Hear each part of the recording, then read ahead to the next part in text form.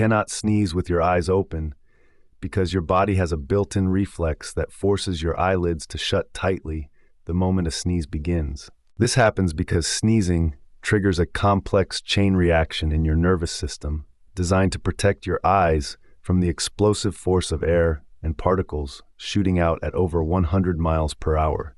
Your brain prioritizes eye closure to prevent damage, but despite popular myths, your eyes won't pop out if you try to hold them open.